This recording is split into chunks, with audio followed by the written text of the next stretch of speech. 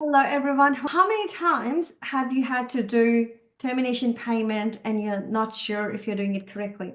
How many times you've missed something and someone has said, "Oh, did you make sure you paid them the unused annual leave? Oh, did you make sure you paid them long service leave?" Or you processed it and the staff member comes back to you and says, "No, this is not right." Welcome to Neha's Bookkeeping Corner. Today we're going to talk about how do we do termination payment in Xero.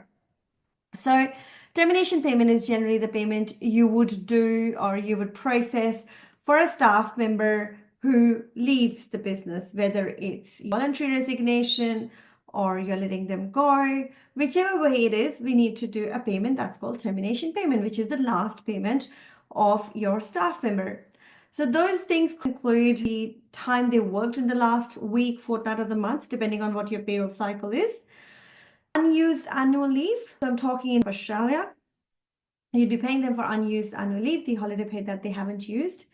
If there's any gratuity, if there's any amount due of notice. So for example, you had to give them 2 weeks notice, but for whatever reason you don't really want them to honor that notice, you still have to pay them because that's your obligation.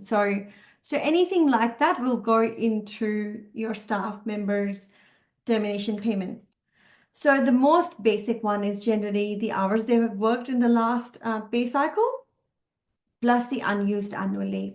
There's generally one error that a lot of people has made when they're doing the employee setup is they don't set it up correctly for the unused annual leave to show in the termination pay.